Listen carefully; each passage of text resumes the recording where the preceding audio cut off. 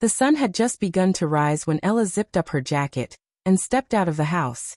The air was brisk, edged with the promise of spring, and the sky had that soft orange hue that lingered only for a short while before the full light of day arrived. She made her way down the quiet streets of the small town, the only sounds around her the distant barking of a dog and the crunch of gravel beneath her boots. At the edge of the park, the football field came into view. It wasn't a stadium. There were no towering lights, no seats in tiers, no thunderous roar from crowds. Just a patch of grass surrounded by a few wooden benches, a wire fence and 2 metal goals. But even from a distance, Ella could feel the pulse of life already stirring there. People were arriving, some with coolers, others with folding chairs, toddlers in tow, and a few older men who had probably been coming here every Sunday for decades. Someone had already laid down boundary lines with white chalk. Flags flapped in the breeze. The scent of freshly cut grass and warm coffee from a thermos filled the morning air. Ella found a spot on a bench at midfield. She pulled out her notebook and smiled. The teams were already warming up. One wore green kits, the other red. Teenagers mostly, their jerseys just slightly oversized, their expressions caught between nervous excitement and the fierce pride of competition. Coaches shouted instructions. A few players juggled balls with practiced feet, while others stretched under the supervision of parents-turned-volunteer trainers. A whistle blew, and just like that, the match began. Ella had never been a die-hard fan of football, but she had always loved watching people when they were completely alive in something they loved. And here, on this small field with muddy corners and slightly uneven grass, that kind of aliveness burst out of every kick, sprint, and cheer.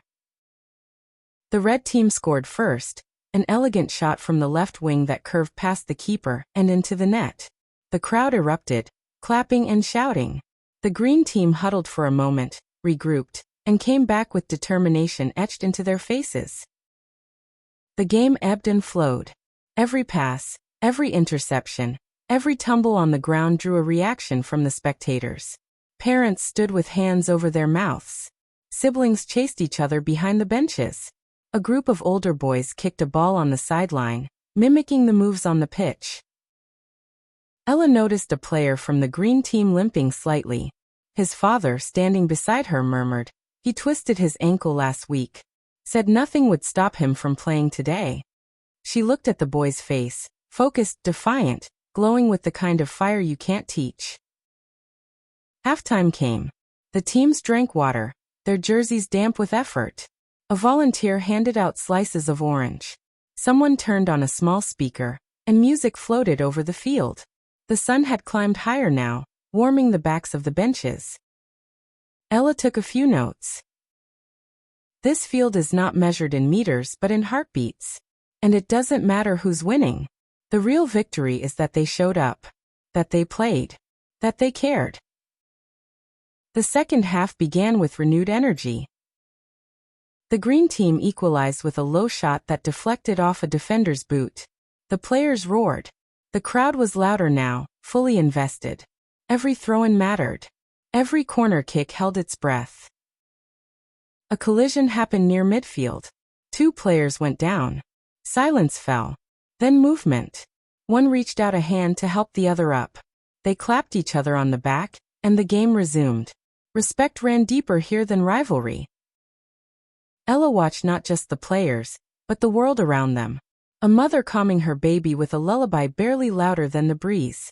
A grandfather explaining the offside rule with dramatic hand gestures. A girl in a wheelchair waving a flag with such vigor that everyone near her smiled.